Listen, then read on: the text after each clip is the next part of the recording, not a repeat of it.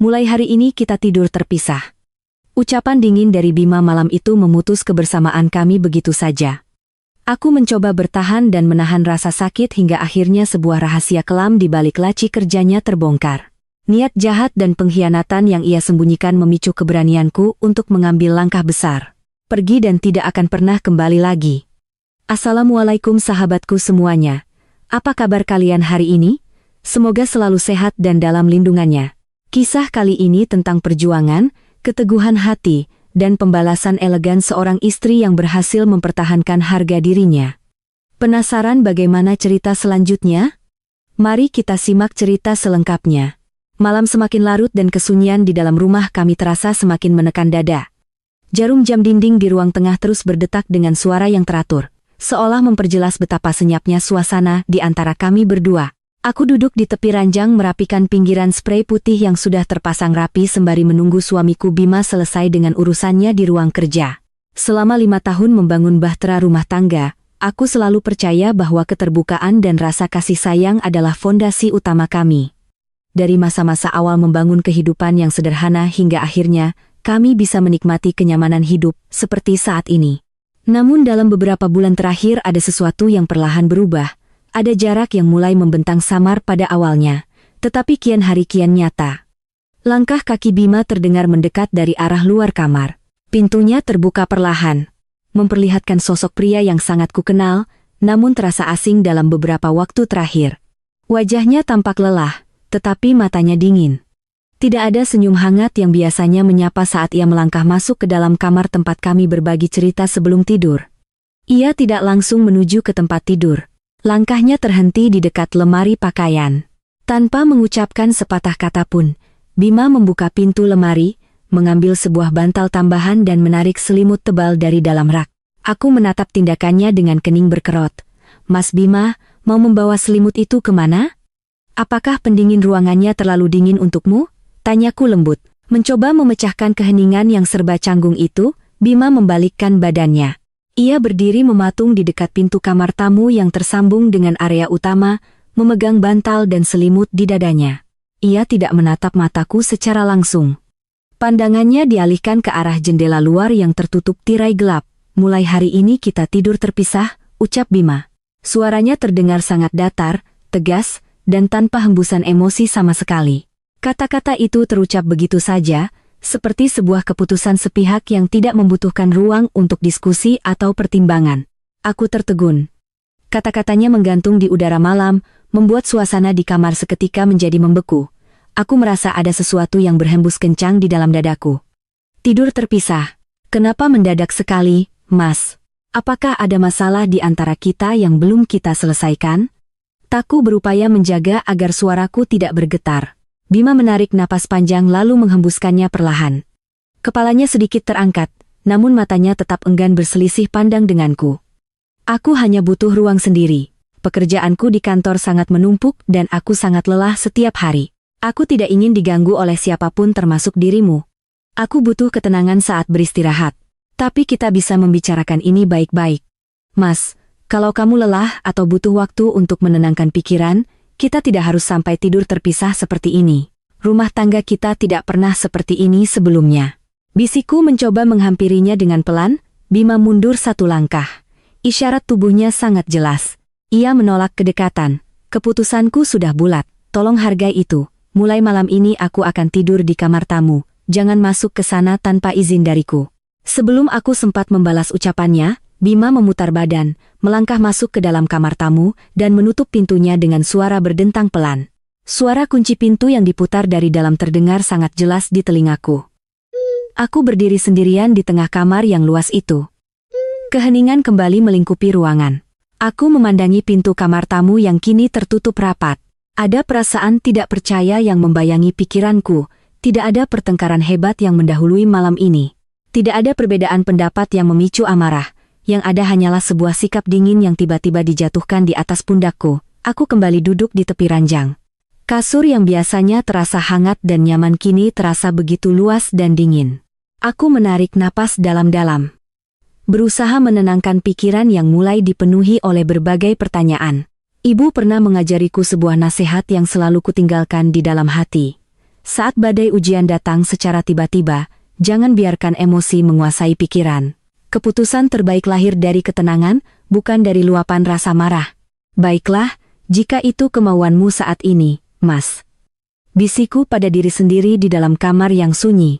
Aku memutuskan untuk tidak menggedor pintunya, atau memaksanya berbicara malam ini. Aku memilih menatap pintu kayu yang terkunci itu dengan hati yang penuh keteguhan. Malam ini menjadi saksi awal dari sebuah rahasia besar yang perlahan mulai menampakkan bayangannya. Matahari terbit keesokan harinya dengan sinar yang cukup cerah, menyusup masuk melalui celah-celah jendela rumah.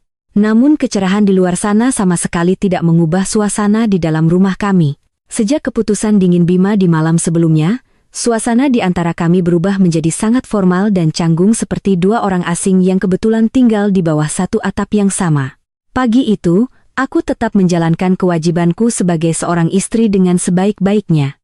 Aku bangun lebih awal, menyiapkan sarapan di meja makan dan menyeduh teh hangat favorit Bima. Ketika Bima keluar dari kamar tamu dengan pakaian kerja yang sudah rapi, aku menyambutnya dengan senyuman tipis. "Sarapan sudah siap, Mas," kataku mencoba mencairkan kekakuan di antara kami. Bima hanya mengangguk pelan tanpa tersenyum. Ia duduk di kursi makan, menarik piringnya dan makan dalam diam. Tidak ada percakapan hangat seperti biasanya, tidak ada candaan ringan tentang rencana akhir pekan, atau cerita sederhana tentang keseharian kami. Ketika ponselnya berdering di atas meja, Bima dengan cepat menyambar benda itu dan membalikkan layarnya ke bawah, seolah mengantisipasi agar aku tidak melihat siapa yang mengirimkan pesan. Perubahan itu bukan hanya terjadi di meja makan. Dalam beberapa hari berikutnya, pola hidup Bima berubah semakin drastis. Ia menjadi sangat protektif terhadap barang-barang pribadinya, terutama ponsel miliknya. Benda itu kini selalu berada di dalam genggamannya atau dimasukkan ke dalam saku jasnya. Bahkan ketika ia meninggalkan ruangan untuk mengambil air di dapur, ponsel itu tidak pernah tertinggal di atas meja. Kata sandinya telah diubah dan seluruh notifikasinya disembunyikan. Setiap kali aku menanyakan alasannya pulang larut malam, jawabannya selalu seragam. Pekerjaan kantor sedang menumpuk atau ada pertemuan penting dengan klien baru. Namun, naluri seorang istri jarang sekali keliru. Keraguan mulai tumbuh di dalam hatiku. Bukan karena aku ingin mencurigainya tanpa alasan, melainkan karena tindak tanduknya yang semakin jauh dari keterbukaan. Suatu malam, Bima pulang saat jarum jam sudah menunjukkan angka 11 malam. Ia tampak sangat lelah, dan langsung berjalan menuju kamar tamu tanpa mengobrol denganku. Saat ia melepas jas kerjanya dan meletakkannya di atas sandaran kursi dekat meja makan sebelum masuk ke kamar, aku melangkah mendekat untuk mengambil jas tersebut agar bisa digantung dengan rapi. Saat aku mengangkat jas hitam itu, sebuah aroma yang sangat asing tercium oleh indera penciumanku. Aroma itu bukan wewangian dari pembersih pakaian yang biasa ku gunakan. Bukan pula aroma parfum pria milik Bima yang beraroma kayu dan segar. Itu adalah wewangian bunga yang manis dan lembut, aroma khas yang umumnya digunakan oleh seorang wanita. Aroma itu menempel sangat tipis, namun jelas di bagian kerah jas Bima. Jantungku berdegup sedikit lebih cepat dari biasanya. Aku berdiri mematung di dekat meja makan, menggenggam kain jas itu di tanganku.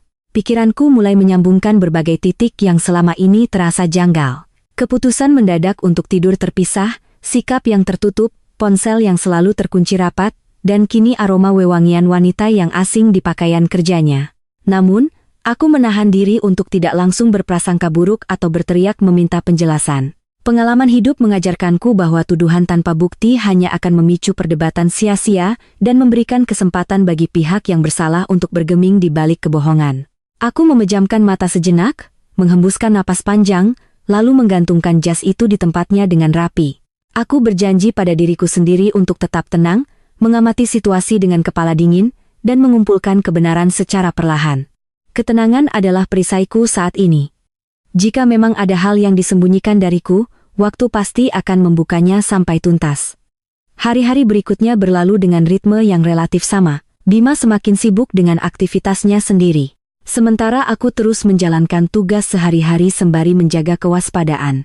Hingga pada suatu sore di pertengahan minggu, sebuah kesempatan yang tidak disangka-sangka akhirnya datang. Bima menerima panggilan telepon yang terdengar cukup mendesak saat berada di rumah. Dari nada bicaranya yang terburu-buru, ia mengabarkan bahwa ia harus segera pergi keluar untuk menemui mitra bisnisnya yang baru saja tiba di kota. Karena tergesa-gesa mengambil tas dan kunci mobilnya, Bima meninggalkan rumah tanpa sempat mengunci pintu ruang kerjanya. Sebuah ruangan pribadi di sudut rumah yang selama beberapa minggu terakhir selalu terkunci rapat saat ia tidak berada di sana. Mendengar suara deru Bima meninggalkan halaman rumah, aku berdiri di lorong tengah. Pandanganku tertuju pada pintu ruang kerja yang sedikit terbuka, menyisakan celah kecil yang memperlihatkan ruangan di dalamnya. Langkah kakiku terasa berat saat mendekati pintu tersebut. Ada rasa ragu yang sempat muncul di hati. Namun, dorongan untuk menemukan kebenaran jauh lebih kuat. Aku mendorong pintu kayu itu perlahan. Ruang kerja Bima tampak tertata sangat rapi. Buku-buku tersusun di rak dan meja kayunya yang besar tampak bersih dari debu. Aku melangkah mendekati meja kerja utama. Di atas meja hanya ada sebuah komputer jinjing yang terkunci dan beberapa tumpukan dokumen pekerjaan yang umum. Aku mulai memeriksa laci-laci meja satu persatu. Laci pertama dan kedua hanya berisi alat tulis, buku catatan lama, dan kwitansi pembayaran listrik rumah tangga. Semua tampak biasa saja, namun ketika aku membuka laci paling bawah, sebuah laci dalam yang biasanya hanya digunakan untuk menyimpan arsip tua, aku melihat ada yang tidak biasa. Di balik tumpukan map berwarna coklat yang sudah berdebu, terdapat sebuah amplop coklat tebal tanpa tulisan atau label apapun. Tanganku terulur untuk mengambil amplop tersebut. Dadaku berhembus cukup kencang ketika jari jemariku membuka perekat amplop yang tidak tertutup rapat itu. Di dalamnya terdapat tumpukan kertas laporan transaksi perbankan selama beberapa bulan terakhir. Aku menarik lembaran-lembaran kertas itu dan membacanya satu persatu di bawah pencahayaan lampu ruangan. Mataku menelusuri deretan angka dan nama penerima yang tertera di sana. Ada transaksi pemindahan dana dalam jumlah besar yang dilakukan secara berkala dari rekening pribadi Bima. Jumlahnya bukan sekadar jutaan, melainkan puluhan juta rupiah setiap bulannya. Dan yang paling mengejutkan adalah nama pemilik rekening tujuan dari seluruh transaksi tersebut. Nadia. Nama itu tercetak sangat jelas di setiap lembar bukti transfer Nadia, sebuah nama yang pernah kudengar beberapa tahun lalu. Ia adalah seorang kenalan lama Bima yang pernah diperkenalkan kepadaku dalam sebuah acara makan malam singkat sebagai rekan kerja biasa di bidang pemasaran. Bima dulu selalu mengatakan bahwa hubungan mereka tidak lebih dari sekadar kenalan profesional yang sesekali bertukar informasi bisnis. Namun laporan keuangan di tanganku ini membuktikan hal lain. Tidak ada alasan profesional yang masuk akal bagi Bima untuk mengirimkan dana pribadi dalam jumlah sebesar itu secara rutin ke rekening pribadi seorang teman lama tanpa sepengetahuanku. Aku terus memeriksa isi amplop tersebut hingga ke lembaran paling bawah. Di sana aku menemukan selembar kwitansi pembelian dari sebuah toko perhiasan ternama di pusat kota. Nota pembayaran itu tertanggal minggu lalu. Tertera di sana, pembelian sebuah kalung emas dengan liontin permata berharga sangat mahal. Aku tahu pasti bahwa kalung itu bukan dibeli untukku. Hari ulang tahunku masih sangat jauh, dan Bima tidak pernah memberikanku hadiah perhiasan selama 2 tahun terakhir. Dada ini terasa sangat sesak membaca setiap detail di kwitansi tersebut. Potongan-potongan teka-teki yang selama ini membuatku ragu kini mulai tersusun membentuk gambaran yang sangat jelas. Keputusan Bima untuk tidur terpisah. Jarak yang ia ciptakan, aroma parfum wanita di kerahnya, dan kini aliran dana serta hadiah mewah untuk wanita lain. Aku terduduk di kursi kerja Bima, memegang lembaran-lembaran kertas itu dengan tangan yang bergetar pelan. Rasa kecewa mendalam merayapi hatiku, tetapi aku memohon kekuatan agar tidak larut dalam kesedihan. Ini bukan saatnya untuk meratapi keadaan atau menangis tanpa arah. Aku mengambil ponselku lalu memfoto setiap lembar bukti transfer dan kwitansi perhiasan tersebut dengan sangat teliti dan jelas. Setelah memastikan semua dokumen terabadikan dalam bentuk digital, aku mengembalikan seluruh kertas itu ke dalam amplop coklat, menyusunnya persis seperti posisi semula, dan memasukkannya kembali ke balik tumpukan map di laci paling bawah. Aku merapikan laci tersebut, menutupnya perlahan dan melangkah keluar dari ruang kerja Bima. Pintu ruangan itu ku kembalikan ke posisi sedikit terbuka persis seperti saat Bima meninggalkannya. Saat aku berdiri di ruang tengah rumah kami, mataku menatap sekeliling. Rumah ini dibangun dengan banyak impian dan kerja keras bersama. Namun kini aku sadar bahwa ada kebohongan besar yang sedang dirancang di balik belakangan ini. Aku menata kembali napas dan hatiku. Pengkhianatan ini telah membuka mataku lebar-lebar dan aku tidak akan membiarkan diriku menjadi pihak yang dirugikan tanpa keadilan. Kebenaran baru saja dimulai. Malam semakin larut ketika Bima akhirnya melangkah masuk ke dalam rumah.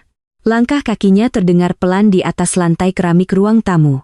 Ia berjalan sambil melonggarkan ikatan dasinya, menunjukkan raut wajah yang tampak lelah.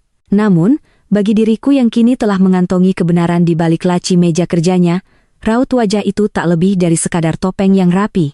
Aku duduk di kursi ruang tengah dengan sebuah buku di pangkuanku, bersikap seolah-olah tidak ada hal luar biasa yang terjadi. Aku memperhatikan gerak-geriknya dengan sangat teliti. Bima berjalan melewati ruang tengah, menatapku sekilas dengan pandangan yang dingin, lalu meletakkan tas kerjanya di atas meja. "Kamu belum tidur?" tanyanya pendek tanpa sedikit pun kehangatan dalam nada bicaranya. Aku mengalihkan pandanganku dari halaman buku, lalu menatap matanya dengan tenang. "Belum, Mas. Aku baru saja merapikan beberapa bagian rumah." "Bagaimana dengan urusanmu di luar tadi? Apakah semuanya berjalan lancar?" Bima tampak menghentikan gerakannya sejenak. Ada sedikit keraguan yang melintas di matanya sebelum akhirnya ia mengangguk pelan. "Iya, semua urusan pekerjaan berjalan sesuai rencana. Klien baru yang kutemui sangat puas dengan usulan kerja sama kami." Mendengar jawaban itu, ada rasa getir yang menyelinap di dalam dadaku. Kebohongan itu diucapkannya dengan begitu lancar tanpa ada rasa canggung atau keraguan sedikit. Pria yang di hadapanku saat ini adalah pria yang sama yang dulu berjanji di depan orang tuaku untuk selalu jujur dan mencintai diriku dengan sepenuh hati. Namun kini setiap kata yang keluar dari mulutnya terasa seperti karangan cerita yang sengaja dirancang untuk menutupi kenyataan. Nama Nadia terus berputar di dalam pikiranku. Wanita itu bukan sekadar teman biasa seperti yang selama ini ditekankan oleh Bima. Jumlah dana yang ditransfer secara rutin serta nota pembelian perhiasan mahal di laci itu adalah bukti tak terbantahkan bahwa ada hubungan istimewa yang mereka sembunyikan di belakangku. Kebersamaan 5 tahun yang kami bangun bersama seolah hilang tak berbekas tergilas oleh pengkhianatan yang dibungkus dengan sangat rapi. Bima kemudian berjalan menuju kamar tamu tempat tidur barunya sejak beberapa hari lalu. Ia tidak menawarkan penjelasan tambahan, tidak pula berusaha memperbaiki. Bagi Bima, keheninganku mungkin dianggap sebagai tanda bahwa aku menerima keputusannya begitu saja.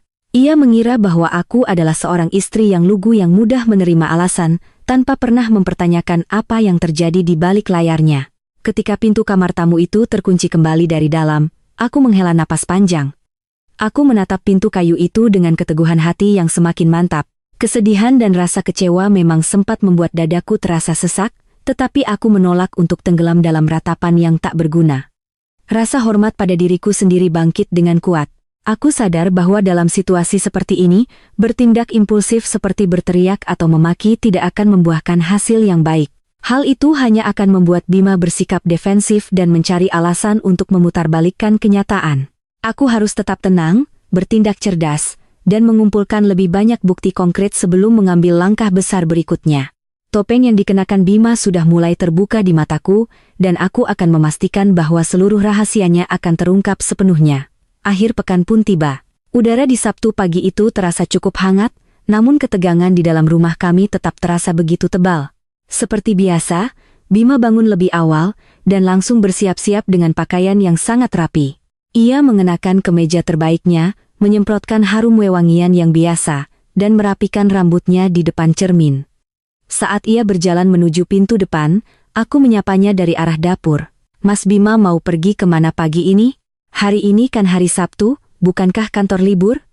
Bima menghentikan langkahnya di dekat pintu lalu membalikkan badan tanpa menatap langsung ke mataku. "Aku ada pertemuan mendadak dengan jajaran direksi dan mitra bisnis penting, ini urusan yang sangat mendesak dan tidak bisa ditunda.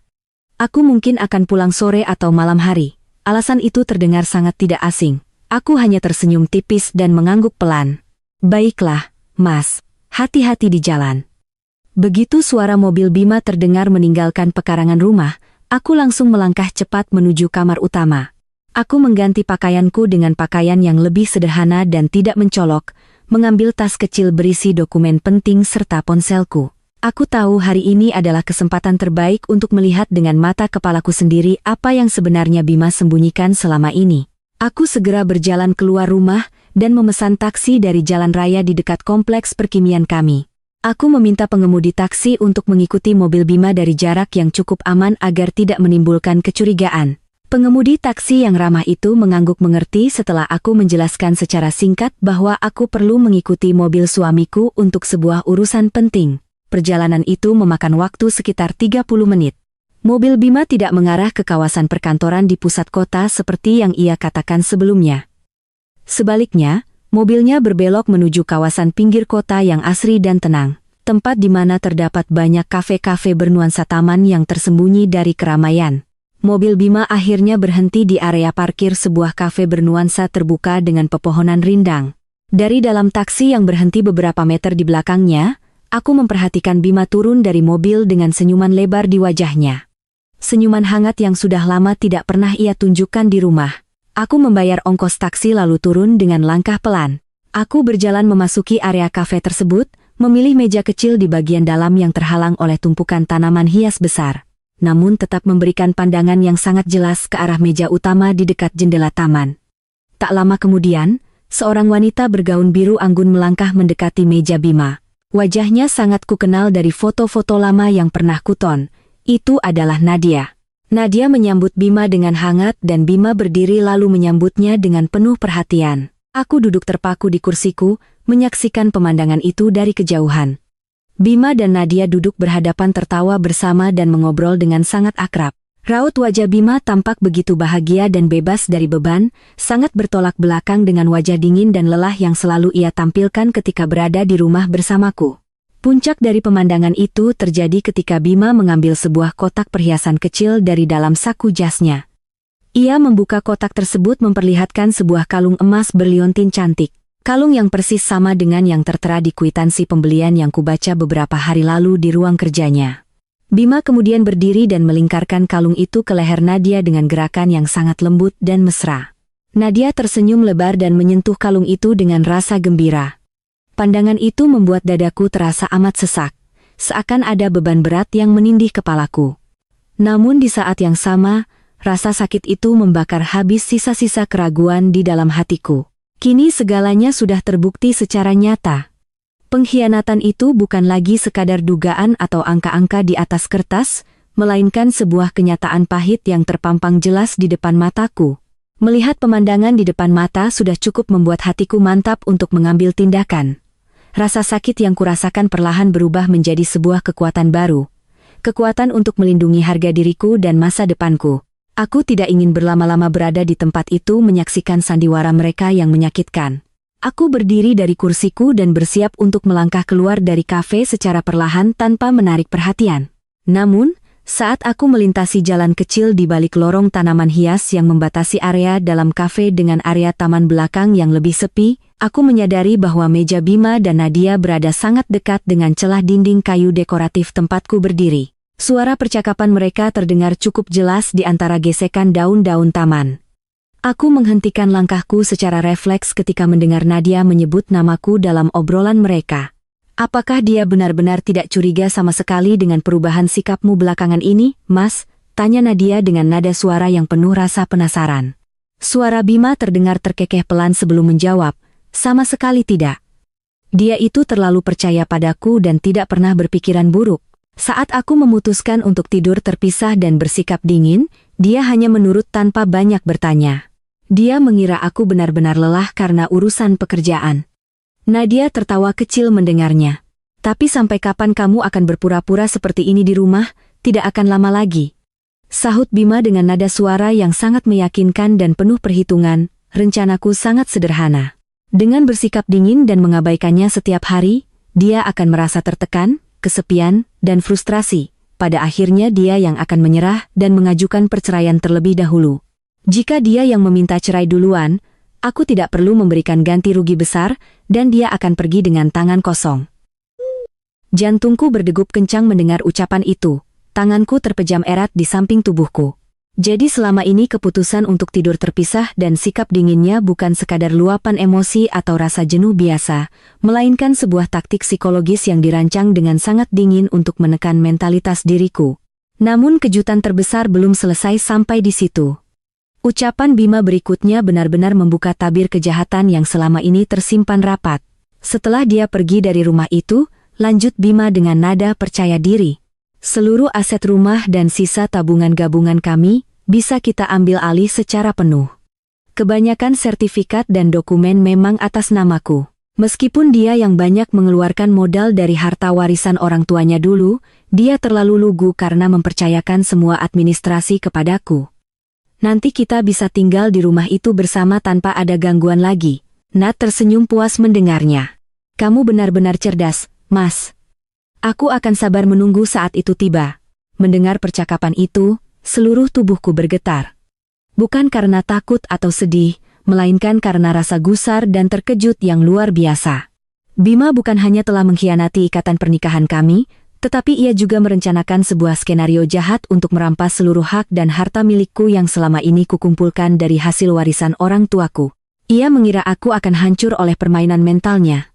Ia mengira aku adalah wanita lemah yang bisa dimanipulasi sesuai dengan keinginannya.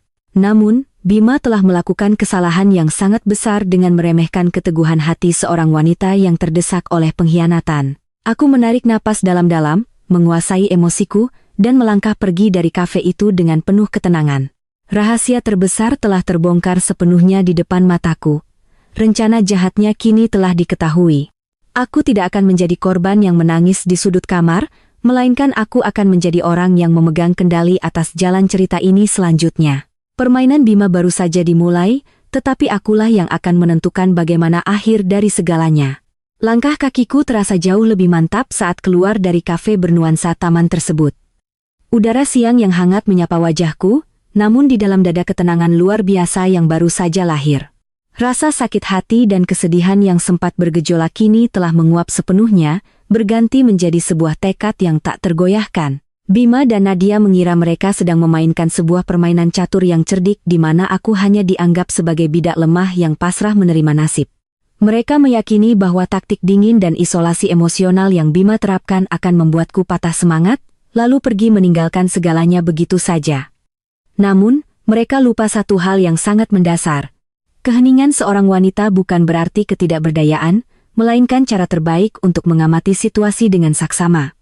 Aku tidak langsung pulang ke rumah. Aku memilih untuk menenangkan diri sejenak di sebuah kedai teh yang tenang di dekat pusat kota. Di sana aku duduk di dekat jendela, membuka buku catatan kecil, dan mulai merancang strategi balasan.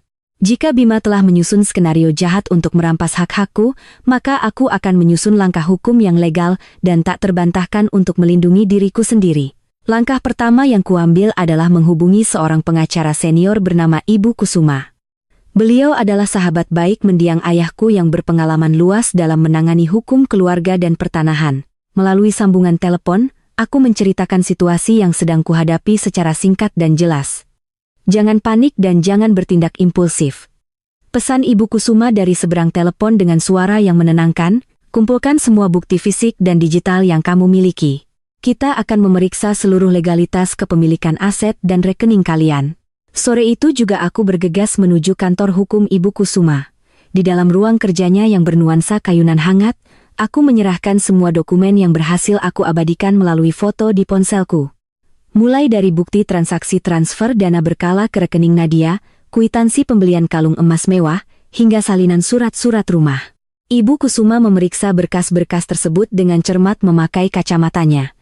Setelah beberapa saat, beliau menatapku dengan senyuman penuh keyakinan. Bima membuat kesalahan besar, ujar Ibu Kusuma tegas. Ia mengira bisa menguasai rumah dan rekening kalian hanya karena namanya tercantum di beberapa dokumen utama. Namun berdasarkan rekam jejak perbankan yang kamu simpan, aliran dana terbesar untuk pembelian rumah dan modal usaha awal berasal dari rekening warisan milik orang tuamu. Ibu Kusuma menjelaskan bahwa secara hukum harta warisan yang dibawa ke dalam pernikahan dan dapat dibuktikan asal-usulnya tidak bisa disita atau diakui secara sepihak oleh suami. Terlebih jika ada indikasi penggelapan dan iktikat buruk dari pihak yang bersangkutan.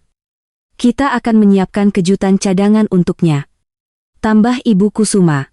Kita akan mengajukan permohonan pemblokiran sementara atas rekening gabungan untuk mengamankan sisa tabunganmu serta memproses balik penetapan hak milik atas aset rumah berdasarkan bukti setor warisan orang tuamu. Mendengar penjelasan itu, sebuah senyuman tipis terukir di wajahku. Rasa cemas yang selama ini membayangi pikiranku perlahan sirna. Bima mengira aku adalah wanita lugu yang tidak mengerti hukum perdata. Ia mengira bisa menjebakku dalam perangkap psikologis yang ia ciptakan sendiri. Namun kini aku memegang kendali penuh atas situasi ini. Aku memiliki fakta, bukti hukum, dan pendampingan dari pihak yang ahli. Kejutan besar sedang menanti Bima, dan ia sama sekali tidak menyadari bahwa jaring perangkap yang ia tebar kini justru berbalik mengurung dirinya sendiri. Selama 3 hari berikutnya, suasana di dalam rumah tetap berlangsung seperti biasa. Aku berakting dengan sangat sempurna di hadapan Bima. Aku tetap menyiapkannya sarapan di pagi hari, merapikan pakaian kerjanya, dan menyambutnya saat pulang dengan sikap yang tenang dan sopan. Tidak ada raut amarah di wajahku, tidak ada pertanyaan bernada tuduhan, dan tidak ada tetesan air mata. Sikapku yang begitu tenang justru mulai memicu kebingungan di diri Bima. Rencana psikologis yang ia rancang untuk membuatku frustrasi dan menangis meraung-raung sama sekali tidak membuahkan hasil. Beberapa kali aku memergokinya menatapku dari kejauhan dengan kening berkerut dan pandangan heran. Pada suatu malam di meja makan, Bima mencoba memancing reaksimu. Ia sengaja meletakkan ponselnya di atas meja dengan posisi layar menghadap ke atas, seolah membiarkan notifikasi pesan masuk terlihat olehku. Aku mungkin akan sangat sibuk minggu ini, bahkan di akhir pekan, kata Bima sambil menatap reaksimu. Kamu tidak keberatan kan kalau aku jarang di rumah? Aku meminum teh hangatku perlahan, lalu menatapnya dengan senyuman yang sangat tenang. Tidak apa-apa Mas, lakukan saja apa yang menurutmu perlu dilakukan, aku sangat memahami kesibukanmu. Jawaban itu jelas membuat Bima terkejut. Ia mengepalkan tangannya pelan di bawah meja tanpa tidak puas, karena tidak mendapatkan respon emosional atau amukan yang ia harapkan. Ia mengira ketenanganku adalah bentuk ketidakpedulian. Padahal sejatinya itu adalah ketenangan seorang pemenang yang sedang menunggu waktu yang tepat untuk melangkah. Di balik layar, tanpa sepengetahuan Bima, Ibu Kusuma dan tim hukumnya bekerja dengan sangat cepat dan efisien. Hanya dalam waktu 2 hari, kami berhasil mengajukan permohonan ke bank untuk membekukan rekening yang terhubung dengan dana warisan orang tuaku. Langkah ini secara otomatis menghentikan semua akses Bima untuk menarik dana atau melakukan transfer ke rekening Nadia. Selain itu, Ibu Kusuma juga telah merampungkan draft gugatan cerai resmi beserta lampiran bukti-bukti perselingkuhan yang sangat lengkap. Mulai dari foto-foto kebersamaan mereka di kafe, bukti pembayaran perhiasan hingga catatan percakapan yang menguatkan adanya perselingkuhan dan rencana penggelapan aset. Pada hari Kamis sore, Ibu Kusuma mengabarkan bahwa seluruh dokumen hukum telah siap dan surat pemblokiran dari bank telah terbit secara resmi. Semua bukti yang kami kumpulkan begitu solid dan tidak bisa dibantah oleh hukum manapun. Aku berdiri di ruang tengah rumah kami, menatap sekeliling ruangan yang telah menemani perjalananku selama 5 tahun terakhir. Ada rasa syukur yang mendalam tumbuh di dalam hati. Aku bersyukur karena diberi keberanian untuk tetap tenang, diberi ketabahan untuk tidak meledak dalam amarah, dan diberi petunjuk untuk menemukan kebenaran sebelum semuanya terlambat. Rencana Bima untuk memojokkanku dan mengusirku tanpa membawa apa-apa telah gagal total. Kini seluruh berkas balasan telah tersusun rapi di dalam tas komputerku, langkah-langkah hukum telah terkunci rapat. Hari esok akan menjadi penentuan di mana topeng kebohongan yang dipakai Bima selama ini akan runtuh sepenuhnya di hadapan kenyataan. Malam Jumat itu menjadi malam terakhirku berada di dalam rumah yang pernah kupikir akan menjadi tempat tumbuh hingga tua bersama. Udara malam berembus perlahan membelai tirai jendela yang terbuka sedikit, suasana rumah begitu sunyi. Hanya terdengar denting jarum jam di dinding yang terus berputar, menandai detik demi detik menuju akhir dari sebuah perjalanan panjang. Aku tahu Bima belum akan pulang hingga larut malam. Seperti kebiasaannya dalam beberapa pekan terakhir, ia merasa sangat aman dan yakin bahwa aku masih terperangkap dalam taktik dingin yang ia rancang. Namun, justru kepergiannya malam ini memberikan ruang yang sangat lega bagiku untuk menuntaskan semua persiapan keberangkatanku tanpa ada gangguan. Aku melangkah ke dalam kamar utama dengan tenang dan tanpa keraguan sedikit pun. Aku membuka lemari pakaian. Aku mengambil 2 koper besar yang sudah kusiapkan sejak siang. Satu persatu pakaian pribadi, dokumen-dokumen penting, perhiasan peninggalan almarhumah ibuku, serta barang-barang kenangan yang murni milikku kupindahkan ke dalam koper. Aku tidak mengambil satuan barang yang dibeli dari hasil keringat Bima atau barang yang merupakan haknya. Aku hanya mengambil apa yang menjadi milikku secara sah dan terhormat. Setiap kali tanganku memasukkan barang ke dalam koper, ada ingatan-ingatan masa lalu yang melintas di benakku. Mengingat bagaimana 5 tahun lalu, kami memulai semuanya dari nol dengan penuh rasa saling percaya. Namun, kenangan itu tidak lagi memicu rasa sedih atau tetesan air mata. Pengkhianatan yang terencana dan kata-kata dingin yang kudengar di kafe hari itu telah mematikan sisa-sisa rasa iba di dalam dadaku. Kesedihan itu telah berganti menjadi sebuah kejelasan arah. Setelah semua barang pribadiku terkumpul rapi di dekat pintu depan, aku melangkah menuju meja makan yang terbuat dari kayu jati, tempat di mana kami biasanya duduk bersama. Aku mengambil sebuah amplop coklat tebal yang kuterima dari Ibu Kusuma sore tadi. Di dalam amplop tersebut tersusun rapi lembaran-lembaran kertas yang akan mengubah jalan hidup Bima selamanya. Salinan resmi bukti transaksi transfer dana berkala ke rekening Nadia. Foto-foto kebersamaan Bima dan Nadia di kafe beserta nota pembelian perhiasan mahal. Surat penetapan dari bank mengenai pemblokiran sementara rekening gabungan atas permohonan hukumku. Berkas resmi surat gugatan cerai beserta panggilan sidang dari pengadilan agama. Aku meletakkan amplop tebal itu tepat di tengah meja makan di bawah sorotan lampu gantung yang terang. Di atas amplop tersebut aku menyisipkan selembar kertas putih bersih berisi pesan tulisan tangan singkat yang kutulis dengan rapi dan tegas. Mas Bima, terima kasih telah memintaku untuk tidur terpisah beberapa waktu lalu. Karena keputusan dinginmu malam itu, mataku akhirnya terbuka lebar untuk melihat siapa dirimu yang sebenarnya. Aku telah mendengar semuanya, melihat semuanya, dan mengamankan apa yang menjadi hakku. Jangan pernah menyalahkan siapapun atas apa yang terjadi setelah ini. Karena setiap tindakan selalu membawa konsekuensinya sendiri. Semua berkas hukum dan bukti perselingkuhanmu sudah berada di tangan pengacaraku. Selamat tinggal dan jangan pernah mencariku lagi. Aku menatap tulisan tangan itu untuk terakhir kalinya. Tidak ada penyesalan, tidak ada rasa dendam yang membara. Hanya ada kepuasan dari seorang wanita yang berhasil menjaga harga diri dan kehormatannya di atas pengkhianatan. Aku menarik koper-koper besarku keluar melewati pintu depan. Sebuah mobil jemputan yang dipesan oleh pengacaraku sudah menunggu di depan pagar pekarangan. Sopir dengan sigap membantuku memasukkan koper ke dalam bagasi. Sebelum melangkah masuk ke dalam mobil, aku membalikan badan dan memandang rumah itu untuk terakhir kalinya. Rumah yang megah itu kini tampak kosong dan hampa, seperti jalinan pernikahan kami yang telah kehilangan jiwanya. Aku masuk ke dalam mobil, menutup pintunya, dan menginstruksikan sopir untuk melaju menuju tempat kediaman baruku. Malam itu, aku melangkah pergi, meninggalkan masa lalu di belakangku tanpa sekalipun menoleh kembali. Keesokan harinya, sinar matahari pagi menyambutku di sebuah apartemen kecil yang tenang dan nyaman di sudut kota yang berbeda. Tempat ini baru, sederhana, namun memberikan rasa aman dan kedamaian yang sudah sangat lama tidak kurasakan. Untuk pertama kalinya dalam beberapa bulan terakhir, aku bisa bernapas lega tanpa harus merasakan beban dingin dan kepalsuan. Sekitar pukul pagi, ponsel yang kuletakkan di atas meja kopi mulai bergetar tanpa henti. Nama Bima tertera berulang kali di layar. Panggilan pertama tidak kuangkat. Panggilan kedua, ketiga, hingga puluhan panggilan berikutnya terus berdatangan tanpa henti. Disusul oleh rentetan pesan singkat yang masuk bertubi-tubi. Pesan-pesan yang dikirimkan Bima menunjukkan kepanikan yang luar biasa. Kamu di mana? Kenapa baju-bajumu tidak ada? Amplop apa ini di meja makan? Ini tidak benar. Ini hanya kesalahpahaman. Kenapa kartu ATM dan rekeningku tidak bisa digunakan? Tolong angkat teleponku sekarang. Aku membaca pesan-pesan tersebut dengan wajah tenang tanpa berniat untuk membalasnya satupun. Kepanikan Bima sangat mudah ditebak. Ia baru saja terbangun dari mimpi besarnya dan menyadari bahwa skenario jahat yang ia rancang telah hancur berantakan. Ia tidak hanya kehilangan istri yang selama ini mengurusnya dengan tulus, tetapi ia juga kehilangan akses ke dana warisan yang ingin ia kuasai, serta harus bersiap menghadapi tuntutan hukum atas penggelapan dan perselingkuhan yang bukti-buktinya sudah terkumpul sangat solid. 2 minggu kemudian, proses persidangan perceraian dimulai di pengadilan. Bima hadir dengan wajah yang tampak sangat muram. Jauh berbeda dengan sosoknya yang penuh percaya diri beberapa waktu lalu. Saat kami bertemu di lorong pengadilan sebelum sidang dimulai, ia mencoba menghampiriku dengan raut wajah penuh penyesalan. Tolong maafkan aku, bisik Bima dengan suara bergetar.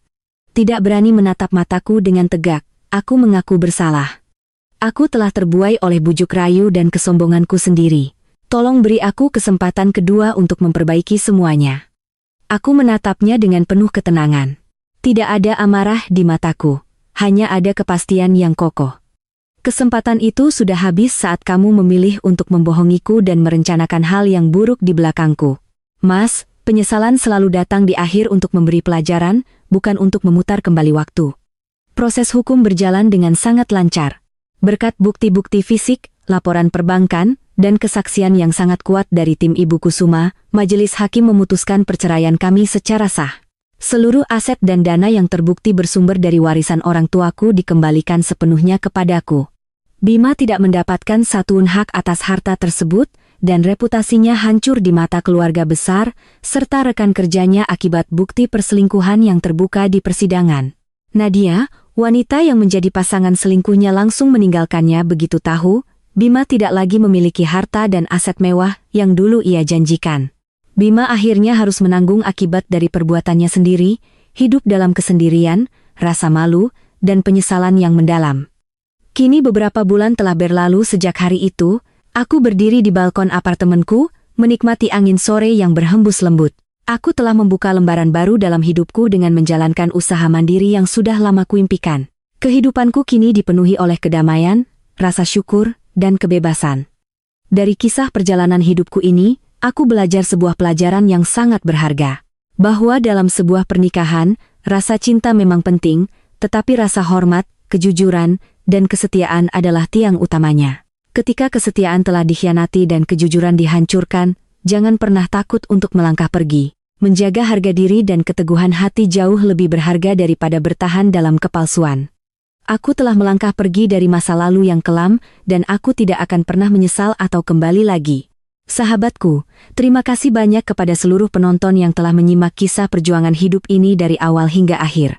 Semoga kisah ini dapat memberikan ikbar, pembelajaran, serta inspirasi bagi kita semua untuk selalu menjadi pribadi yang tangguh, jujur, serta berani mengambil sikap demi kebaikan dan harga diri. Jika Anda menyukai cerita drama kehidupan yang menguras emosi dan penuh pelajaran hidup ini, jangan lupa untuk tekan tombol like, komen, subscribe, dan nyalakan lonceng notifikasinya agar Anda tidak ketinggalan cerita-cerita drama kehidupan menarik dan menginspirasi lainnya di saluran ini.